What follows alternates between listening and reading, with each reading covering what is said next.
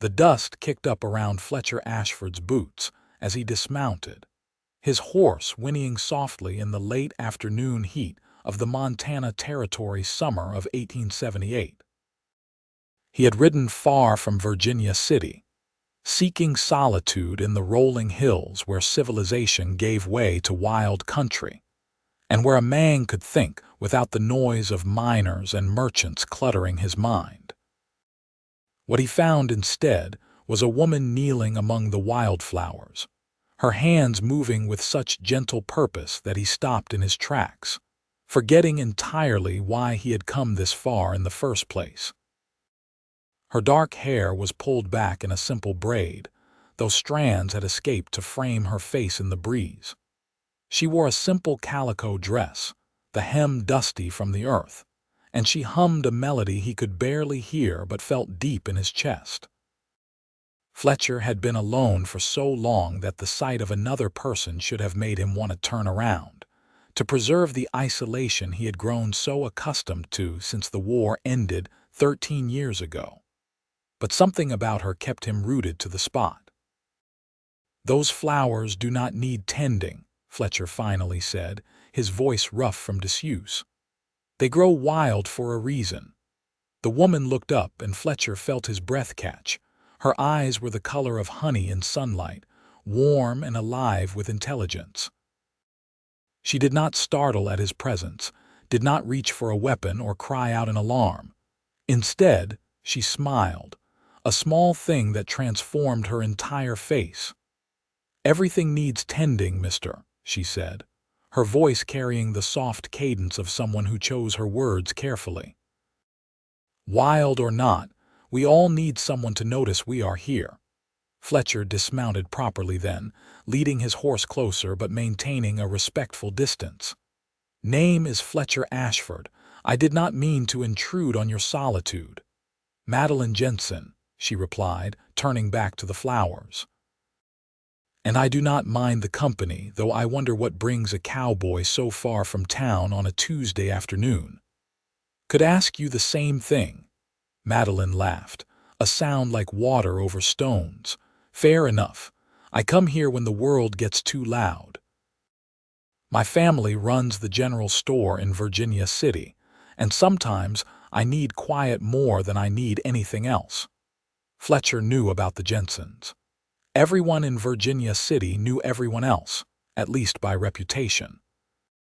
The Jensens had arrived 5 years ago from Minnesota, bringing with them a work ethic and kindness that had earned them respect among the rough mining community.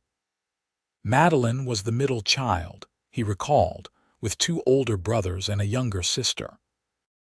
She would be about 22 now, old enough that folks probably wondered why she had not married yet. "I come here to forget," Fletcher admitted, surprising himself with his honesty. "The war, the things I have seen, the friends I have lost. Out here, it is just sky and earth and growing things." Madeline looked at him with new understanding, and Fletcher saw no pity in her gaze, only recognition. "My oldest brother fought in the war. He came back different, quieter. He understands silence better than he understands words now." "The war took more than lives," Fletcher said, settling down on a nearby rock without really planning to. His horse began to graze contentedly. "It took the men we used to be and left strangers in our place." "Maybe," Madeline said, returning to her flowers. "Or maybe it just showed us parts of ourselves we did not know existed. The question is what we do with those parts now." Fletcher watched her work, her fingers carefully removing dead blooms, her touch reverent on the petals. She was not simply passing time here. This meant something to her, this small act of care in the middle of nowhere. "What are you really doing?" he asked. Madeline sat back on her heels, looking out over the field of wildflowers that stretched in every direction. Indian paintbrush mixed with lupine and prairie smoke, creating a tapestry of color that seemed almost too vibrant to be real. "My mother loved wildflowers," she said quietly. "We lost her 2 years ago to pneumonia. Before she died, She made me promise to remember that beauty still exists, even when grief makes the world seem gray. So I come here, and I tend to these flowers, and I remember that promise." The grief in her voice was old and worn smooth, the kind that had been carried long enough to become part of her landscape. Fletcher understood that kind of loss. His own family was gone, scattered or dead, victims of war and disease and the simple cruelty of life on the frontier. "I am sorry for your loss," he said, and meant it. "Thank you," Madeline replied. She stood, brushing dirt from her dress. "I should be getting back before my father sends my brothers looking for me. They worry, though I keep telling them I can take care of myself." "Can you?" Fletcher asked, not unkindly. "These hills are not always safe for a woman alone." Madeline reached into her pocket and produced a small pistol, holding it with the easy confidence of someone who knew how to use it. "My brothers made sure I could shoot before they would let me ride out alone." "I am not reckless, Mr. Ashford, just independent." Fletcher found himself smiling, a rare expression that felt strange on his face. "I can see that, Miss Jensen." They stood there for a moment, two lonely people in a field of flowers, and Fletcher felt something shift inside him. For years, he had moved through life like a ghost, present but not truly alive, going through motions without purpose. But standing here with this woman who tended wildflowers for her dead mother, he felt the first stirring of something he had thought long dead. "Will you be here tomorrow?" He found himself asking. Madeline tilted her head, studying him with those honey-colored eyes. "I might be. Will you?" "I might be," Fletcher echoed. She smiled again, brighter this time, and Fletcher felt warmth spread through his chest. "Then perhaps we will meet again, Mr. Ashford." These flowers could use more than one person's attention. She walked to where her own horse was tethered in the shade of a cottonwood tree, mounting with practiced ease. Fletcher watched her ride away, the sun turning her hair to burnished copper, and only then did he realize he was still smiling. That night, back in his small room above the saloon in Virginia City, Fletcher could not sleep. He kept seeing Madeline among the flowers, kept hearing her voice saying that everything needed tending. He had spent so long avoiding connection, avoiding anything that might require him to feel again, that he had almost forgotten what it was like to look forward to something. But he was looking forward to tomorrow. The sun was barely up when Fletcher rode out the next day. He told himself he was being ridiculous, that she probably would not even be there, that he was setting himself up for disappointment.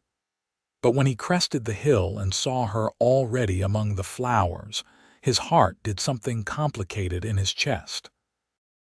"You are early," Madeline called out, waving to him. "So are you," Fletcher replied, dismounting. "I wanted to catch the morning light," she explained. "Everything looks different in the early hours, more hopeful somehow." Fletcher joined her among the flowers, feeling awkward and unsure. He had been a soldier, a ranch hand, a drifter, but he had never been particularly good at talking to women.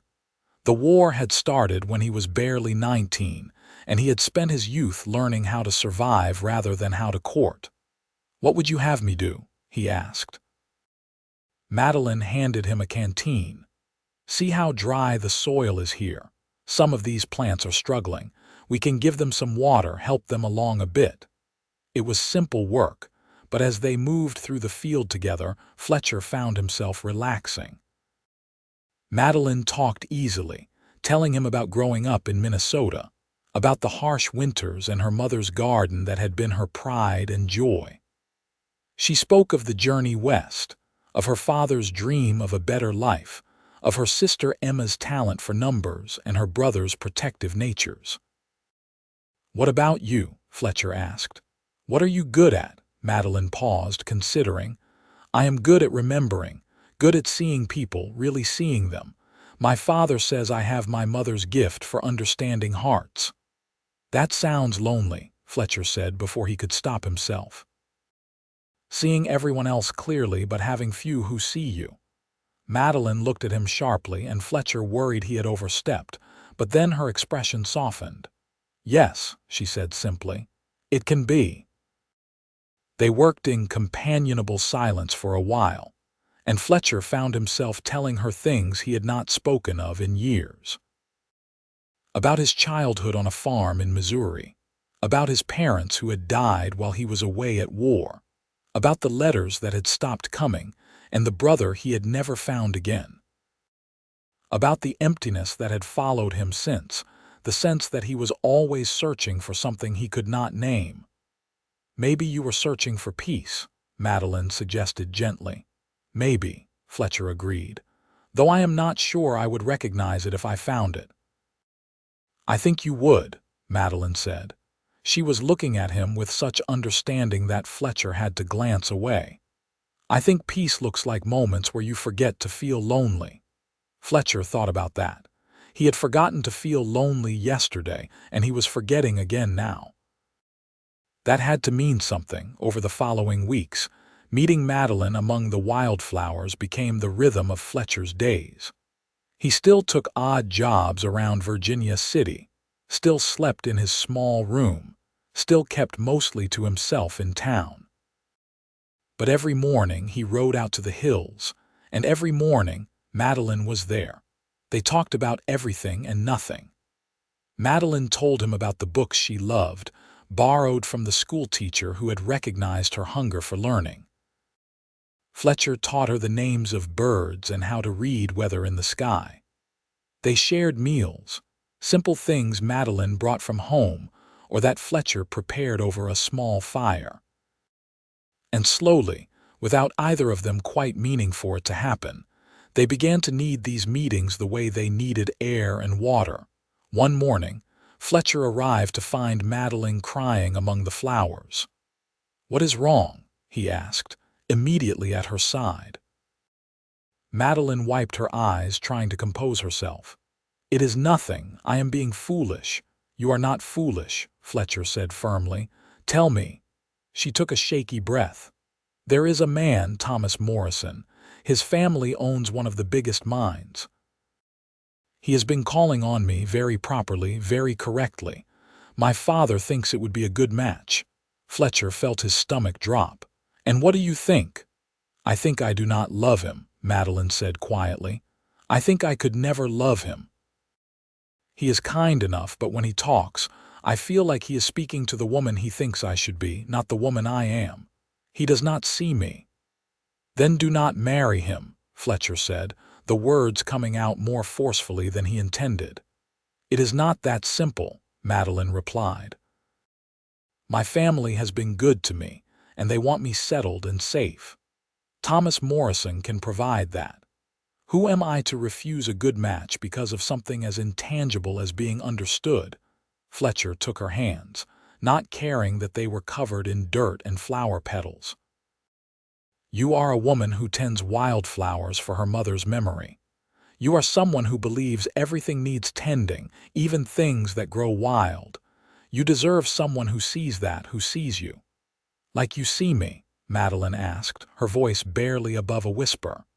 "Yes," Fletcher said. "Like I see you." The air between them changed, charged with everything they had not said over the past weeks. Fletcher had been telling himself that friendship was enough, that he had no right to want more from this remarkable woman. But looking at her now, tears on her cheeks and hope in her eyes, he could not pretend any more. "I have nothing to offer you," he said roughly. "I live in a rented room. I take whatever work I can find. I have no prospects, no family, no future beyond the next day. But I see you, Madeline. I see you, and you are the most extraordinary thing I have ever witnessed." "Fletcher," Madeline breathed, and then she was kissing him, soft and sweet and desperate all at once. Fletcher pulled her closer, his hands in her hair, and for the first time since before the war he felt whole. When they finally broke apart, both breathing hard, he rested his forehead against hers. "I do not know how to make this work," he admitted, "but I know I cannot watch you marry someone else." Then do not watch, Madeline said. Stay, fight for this, fight for me. I will fight anything for you, Fletcher promised. They spent the rest of the morning making plans, working out how Fletcher could approach Madeline's father, how he could prove himself worthy of courting her. It would not be easy. The Jensens were respectable, and Fletcher was nobody. But Madeline's faith in him made him believe it might be possible. That afternoon, Fletcher walked into the Jensen general store with his heart hammering against his ribs. The store was well kept and organized, smelling of flour and coffee and leather. Behind the counter stood Marcus Jensen, a solid man with iron gray hair and eyes that missed nothing. Mr. Jensen, Fletcher said, I wonder if I might have a word with you. Marcus studied him for a long moment. You are the Ashford boy, fought in the war, been working odd jobs around town. Yes, sir. What can I do for you? Fletcher took a deep breath. I would like your permission to court your daughter Madeline. The store went very quiet. Emma Jensen, who had been stocking shelves, froze. One of Madeline's brothers, James, straightened from where he had been organizing inventory. Marcus set down the ledger he had been working on. Thomas Morrison has already asked for that privilege. I know, sir, but I believe Madeline should have a choice in the matter.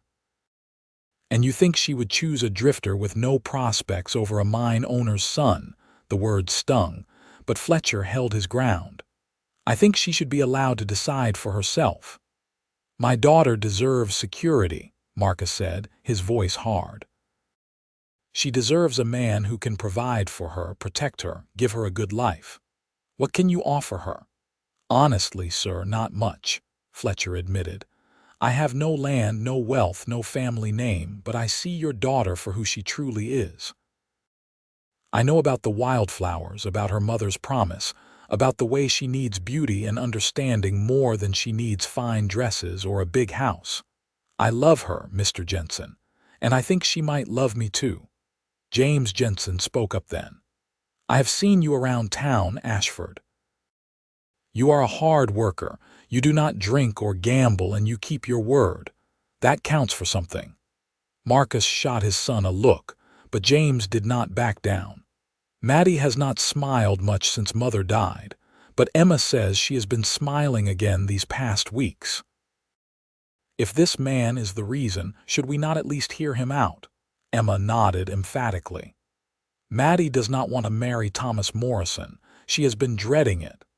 This is not your decision to make, Marcus said to his children, but some of the hardness had left his voice. He looked back at Fletcher. My wife was the romantic in this family. She believed in love matches. I am more practical.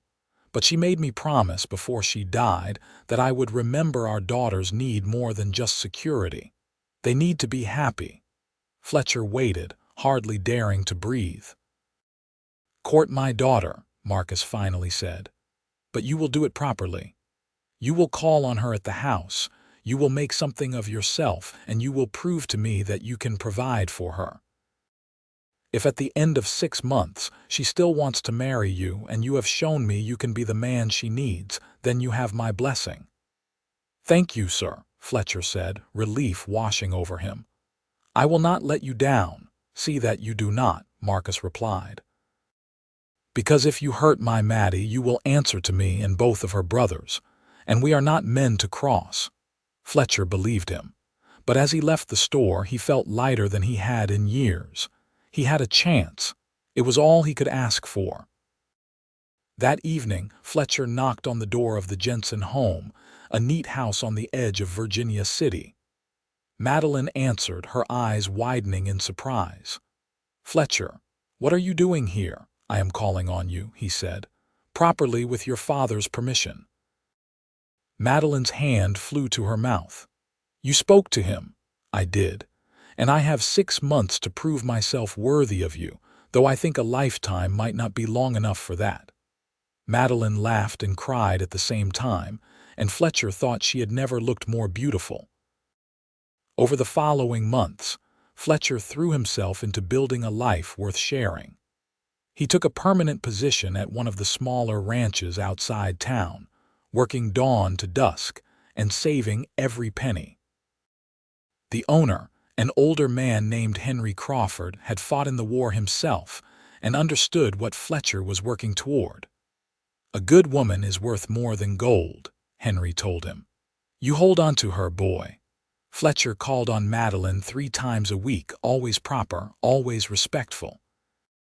They sat in the Jensen parlor and talked while Emma or one of the brothers pretended not to eavesdrop.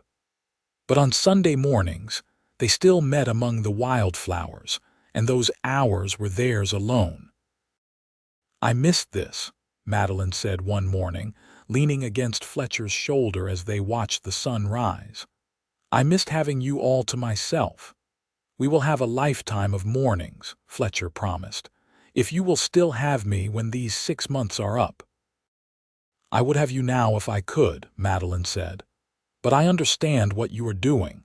You are showing my father you are serious, that you are not some passing fancy." "You could never be a passing fancy," Fletcher said, turning to cup her face in his hands. "You are everything, Madeline. You are my missing piece." She kissed him then, long and slow, and Fletcher felt the truth of it in his bones. He had been searching his whole life for this feeling, this sense of being exactly where he belonged. But peace never came easy, not in the Montana Territory in 1878. One evening in late August, Fletcher was finishing up work at the Crawford Ranch when he saw riders approaching. Something about the way they moved set his instincts on edge, the old soldier's awareness that had kept him alive during the war. These men were not friendly visitors. "Crawford," Fletcher called out, "we have company." Henry emerged from the barn, squinting at the approaching riders. "That is Morrison, Thomas Morrison's father, Jacob, and he does not look happy." The riders pulled up in a cloud of dust. Jacob Morrison was a big man, used to getting his way through wealth and intimidation. His son Thomas sat beside him, looking uncomfortable. "You are the one courting the Jensen girl," Jacob said without preamble, pointing at Fletcher. "I am," Fletcher replied evenly. "My son has prior claim. The Jensens and I had an understanding." "With respect, sir, it seems the Jensens changed their mind, or rather Miss Jensen did." Jacob's face darkened. "You are nobody. You have nothing. My son can give that girl everything she could ever want." "Except love," Fletcher said quietly. "Except understanding." Thomas Morrison spoke up then, surprising everyone. "Father, stop, please." Jacob turned on his son. "Stay out of this, boy." "No," Thomas said with more firmness than Fletcher had thought him capable of. "I have been thinking about this for weeks now. Miss Jensen does not love me. She never did. I think I knew it all along, but I was too proud to admit it. She deserves to marry someone she loves." "Love," Jacob spat.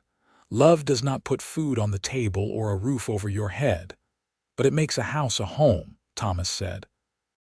"Mother loved you, did she not? Would you have wanted her to marry you if she did not?" Jacob fell silent, and Fletcher saw the flicker of old grief in his eyes. After a long moment he shook his head. "You are a fool, Thomas, but you are an honest fool. Fine. The girl can have her cowboy. But do not come crying to me when poverty makes them both miserable." He wheeled his horse around and rode off, leaving Thomas behind. The younger Morrison looked at Fletcher with something like envy. "Take care of her," Thomas said. "She is special, that one. I hope you know that." "I do," Fletcher assured him. "Good." Thomas nodded to Henry, then followed his father back toward town. Henry let out a low whistle. "Well, that could have gone worse. You might have made an enemy tonight, Fletcher." "Or I might have made an unlikely friend," Fletcher said, thinking of Thomas's parting words. "Either way, it is worth it." The 6 months passed both too quickly and too slowly. Fletcher saved every penny he could, looking for land where he and Madeline could build a home. Henry, impressed with his work and dedication, offered to sell him a piece of the Crawford Ranch at a price he could actually afford. "This land has been good to me," Henry said. "I would like to see it go to someone who will love it. You and your bride can build here, start your life together." Fletcher clasped the older man's hand, overwhelmed with gratitude. "I do not know how to thank you." "Name your first son after me," Henry said with a grin. "That will be thanks enough." When Fletcher showed Madeline the land on a crisp October morning, she cried. It was beautiful, with a clear creek running through it and a stand of cottonwood trees that would provide shade in the summer. And just over the rise, there was a meadow thick with wildflowers. "It is perfect," Madeline breathed. "It is absolutely perfect." "We can build a house there," Fletcher said, pointing to a level spot near the trees. "And you can have as many flower gardens as you want." "I only need one," Madeline said. "The one that already exists where we first met." Fletcher pulled her close. "We will visit it every year on our anniversary." "Is that a proposal, Mr. Ashford?" "Not yet," Fletcher said. "I still have 2 weeks left to prove myself to your father. I plan to do this properly." Madeline laughed, the sound echoing across the empty land. "My father approved of you months ago. He told me so. He was just testing you, seeing if you would stick." "And did I pass the test?" "With flying colors," Madeline assured him. "He said any man willing to work as hard as you have, all for love, is a man worth having in the family." 2 weeks later, on the exact day his 6 months were up, Fletcher dressed in his best clothes and knocked on the Jensen door. Marcus answered, a knowing smile on his face. "Come to finish your trial period?" he asked. "I have, sir, and to ask formally for your daughter's hand in marriage." Marcus called the whole family into the parlor. Emma was bouncing with excitement, and even James and his older brother Samuel looked pleased. Madeline stood beside her father, her hands clasped together. "Mr. Ashford," Marcus said formally, "you have spent 6 months proving yourself to this family. You have worked hard, saved your money, and purchased land for a home. You have treated my daughter with respect and honor. You have my permission to marry her, with my blessing and my hope for your happiness." Fletcher turned to Madeline, pulling out the simple gold band he had saved for months to buy. It was not much, but it was all he could afford, and he hoped she would see it for what it represented. "Madeline Jensen," he said, his voice thick with emotion, "I found you among wildflowers, and I have not stopped finding you every day since. You are my peace, my home, my heart. Will you marry me?" "Yes," Madeline said, tears streaming down her face. "Yes, yes, yes." He slipped the ring onto her finger, and she threw her arms around him. Emma cheered, and even Marcus looked a little misty-eyed. They were married in early December, on a clear, cold day when the sky was so blue it hurt to look at. The whole town turned out, filling the small church to capacity. Thomas Morrison even attended, wishing them well with genuine warmth. Jacob Morrison did not come, but Fletcher had not expected him to. Madeline wore her mother's wedding dress, altered to fit her frame with wildflowers woven into her hair. Fletcher had never seen anything more beautiful. When they exchanged vows, his voice shook, but his commitment was unwavering. "I promise to tend to our love the way you tend wildflowers," he said. "With care, with attention, and with the understanding that the wildest things need the gentlest touch." Madeline's vows were equally heartfelt. "I promise to be your peace as you are mine, to build a life with you that is full of beauty and meaning, even in the hard times, to see you always." When the preacher pronounced them married, Fletcher kissed his wife with all the love he had been storing up for months, and the congregation erupted in applause. The reception was held at the Jensen home, with food and music and dancing that lasted well into the night. Fletcher danced with his bride, with Emma, with the wives of the men he worked with, but his eyes always came back to Madeline, brilliant and happy in his. "Happy?" he asked when they finally stole a moment alone. Happier than I ever thought possible, Madeline replied. Though I will be happier still when we are home. They had spent the past month building a small cabin on their land, with help from Henry Crawford and Madeline's brothers. It was simple but sturdy, with a good fireplace and windows that caught the morning light. Fletcher had carved wildflowers into the headboard of their bed, a wedding gift that had made Madeline cry. When they finally left the reception, riding out to their new home under a sky full of stars, Fletcher felt like he was living in a dream. But Madeline's hand in his was real. Her laughter was real, and the life they were beginning was more real than anything he had known before. Their first night together was tender and sweet, full of whispered words and gentle touches. Fletcher had been with women before, brief encounters that had meant nothing. But this was different. This was Madeline, his wife, the woman who had seen past his loneliness to the man underneath. He loved her with his whole heart, and he told her so over and over until the words became a prayer. "I love you," Madeline whispered back. "I will love you all my days, Fletcher Ashford." The winter that followed was cold but beautiful.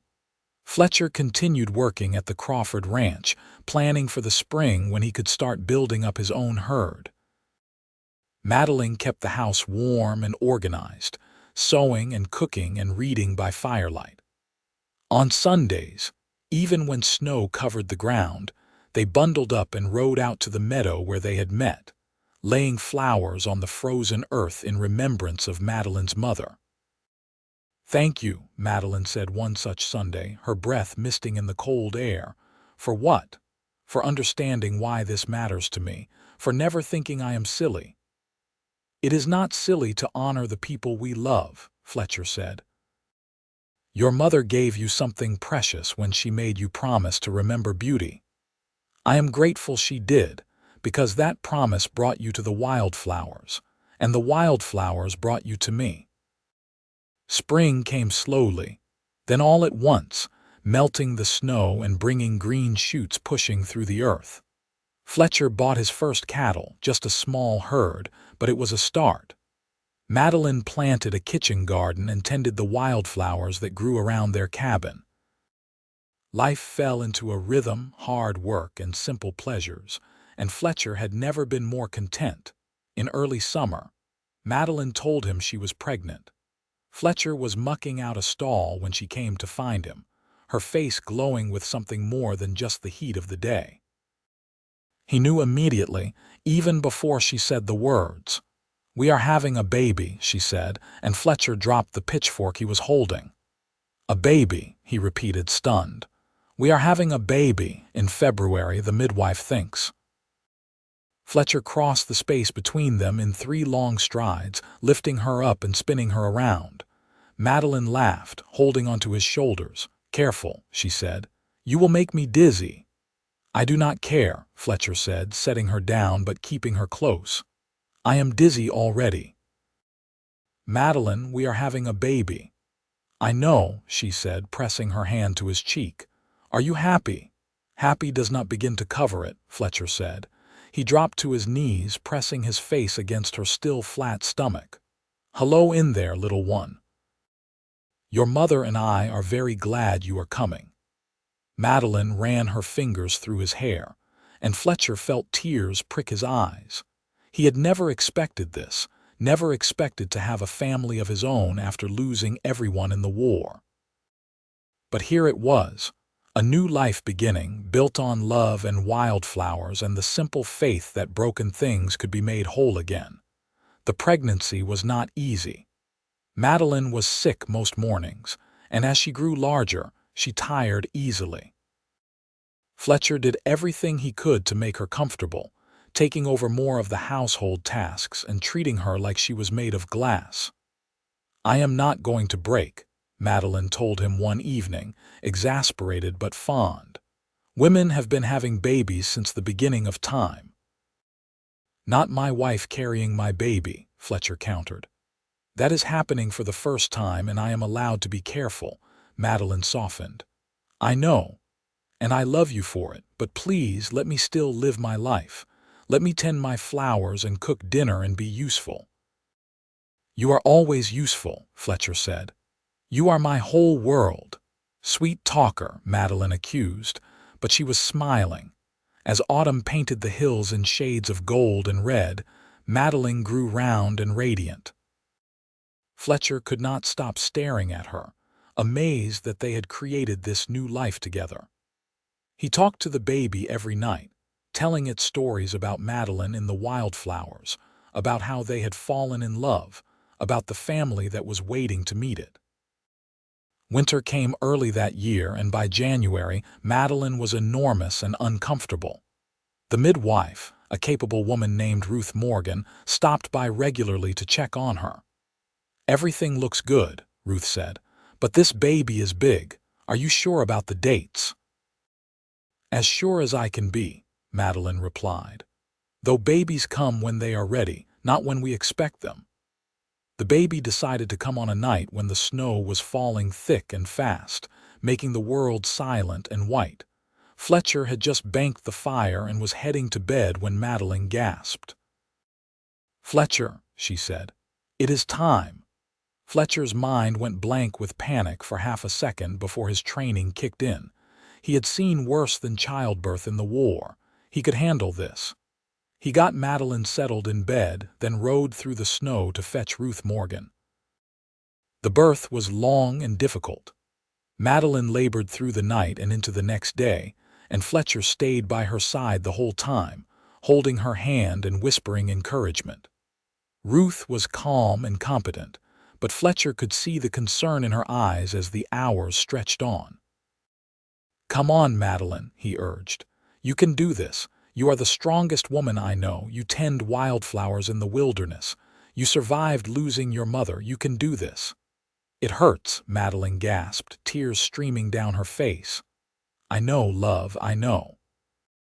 But soon we will have our baby, and it will all be worth it." Just when Fletcher was starting to truly worry, Madeline gave one final push, and the baby came into the world with a lusty cry.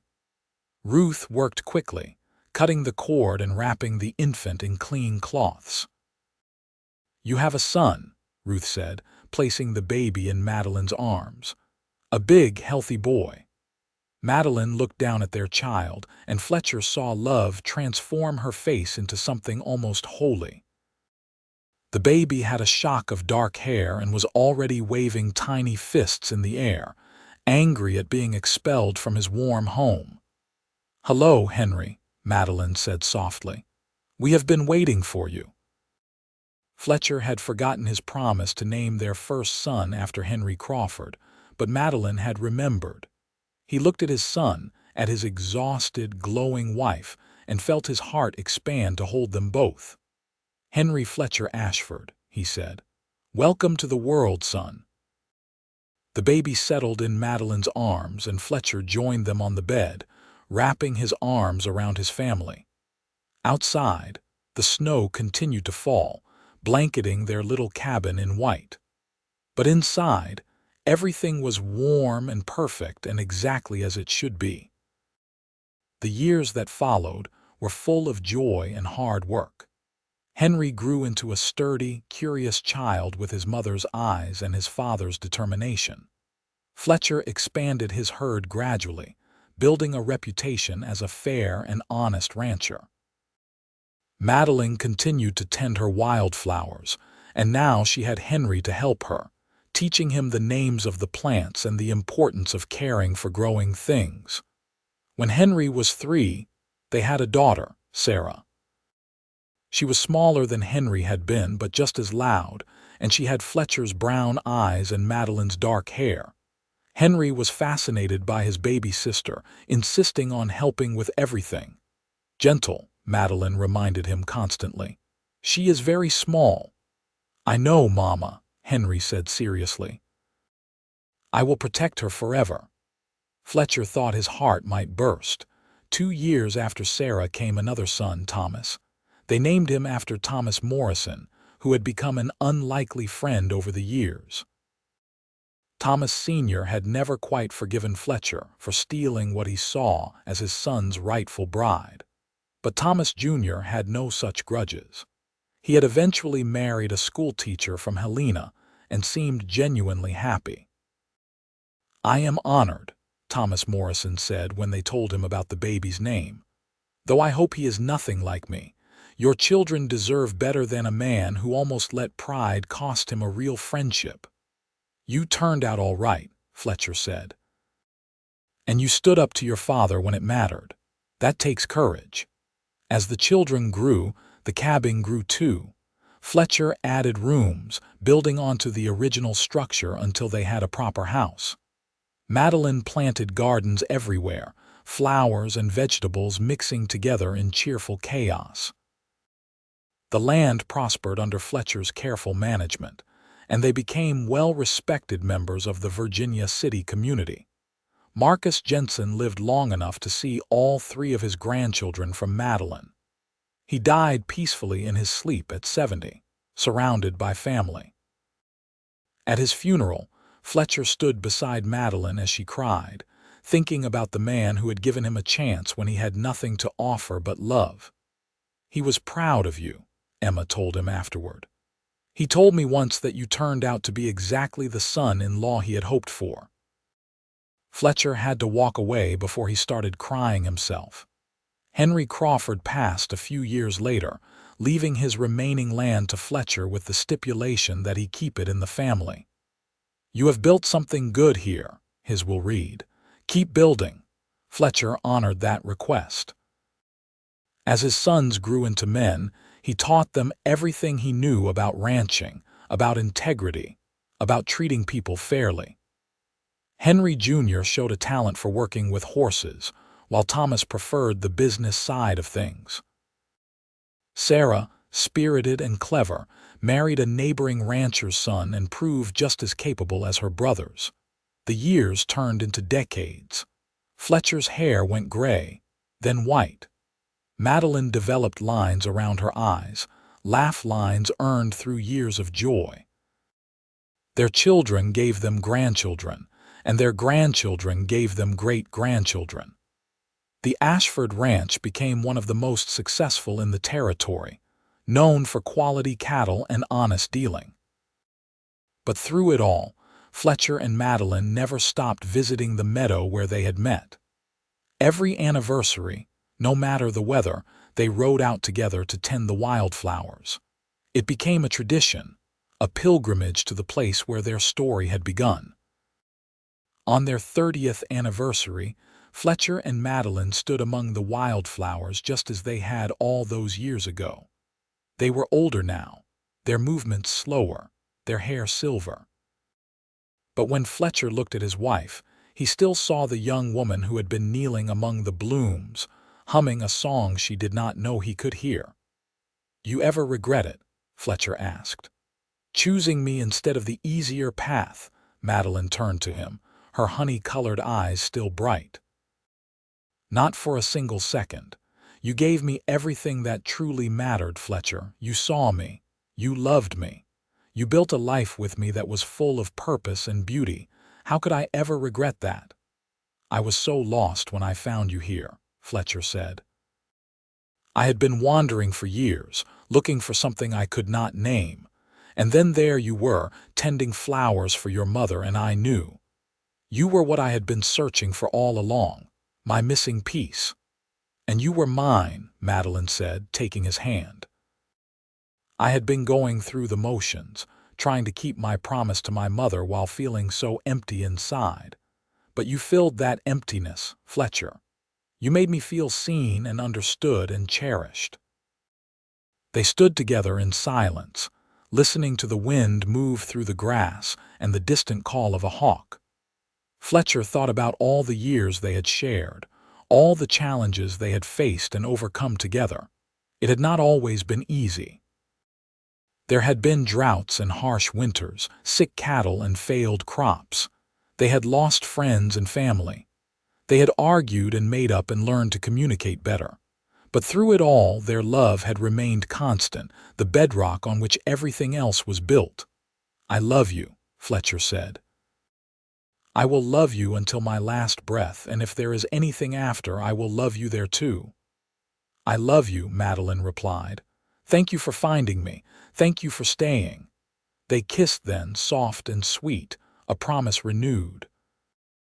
As they rode home that evening, the sunset painting the sky in shades of orange and gold, Fletcher felt the same sense of rightness he had felt all those years ago. He had found his place in the world, not through conquest or wealth or fame, but through the simple act of loving and being loved by an extraordinary woman. The ranch house came into view, warm lights glowing in the windows. He could see their grandchildren playing in the yard, their children's children carrying on the legacy that he and Madeline had built together. It was more than he had ever dreamed possible on that day when he had ridden into the hills seeking solitude and found connection instead. "Home," Madeline said contentedly. "Home," Fletcher agreed. They lived many more years together, watching their family grow and flourish. When Fletcher was 72 and Madeline 70, they took their last ride to the Wildflower meadow together. It was spring, and the flowers were in full bloom, more beautiful than Fletcher could ever remember seeing them. "I am tired, love," Madeline said, settling down among the blooms. "I think I would like to rest here for a while."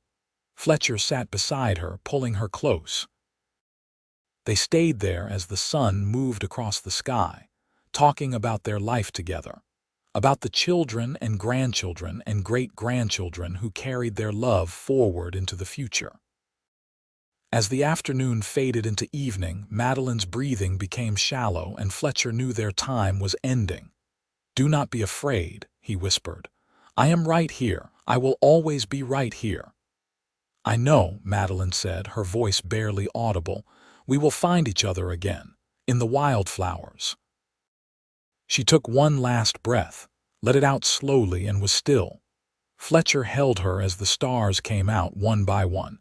He should have been devastated, but instead he felt only peace.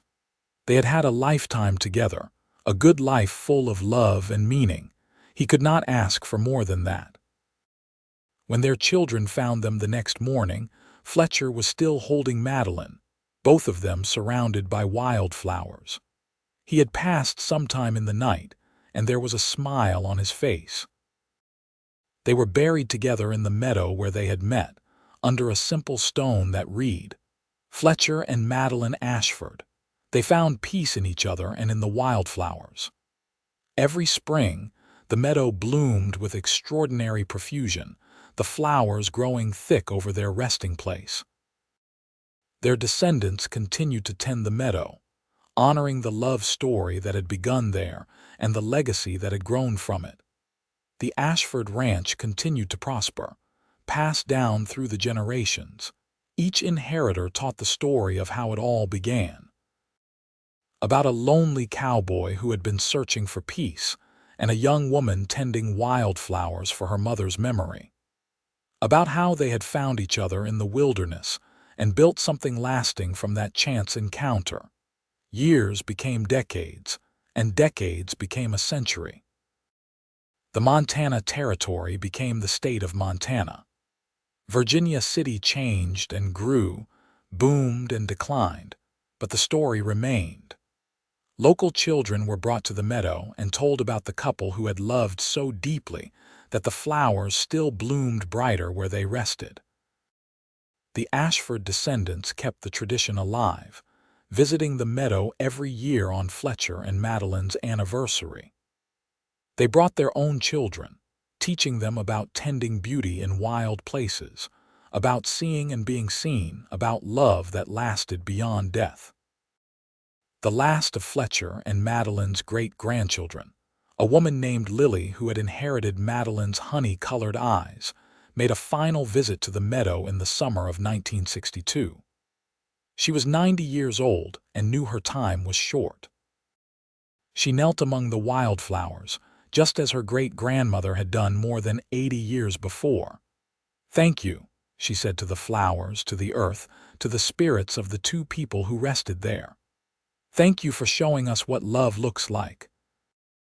for teaching us that the wildest things need the gentlest touch, and that being seen is sometimes all we need to begin healing. The wind moved through the grass, and Lily could have sworn she heard laughter, young and joyful and free.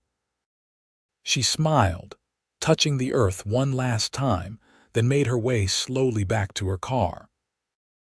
Behind her, the wildflowers swayed in the breeze, keeping watch over their tenders, waiting for the next person who needed to remember that beauty still existed in the world, and that love could make even the loneliest soul feel whole again. The meadow remained, seasons turning over it, keeping the promise that Madeline had made to her mother so long ago. Beauty existed even in grief. Connection was possible even in loneliness. And love, real love, the kind that saw and tended and cherished, could transform everything it touched. Fletcher and Madeline had proven that. They had found each other among the wildflowers, two lonely souls seeking peace, and they had built a love that lasted not just a lifetime but generations. Their story became legend, then myth, then the kind of truth that transcends facts to become something deeper and more real than history could ever capture. In the end, they were exactly what each other needed. A lonely cowboy and a woman who tended wildflowers, finding in each other the missing piece that made them whole. And that, more than land or wealth or any measure of worldly success, was the true legacy they left behind. They had loved deeply, built something beautiful, and tended it with care until their very last breath. And the wildflowers, faithful and true, continued to bloom over them, year after year, in an endless celebration of what they had found together in that meadow so long ago.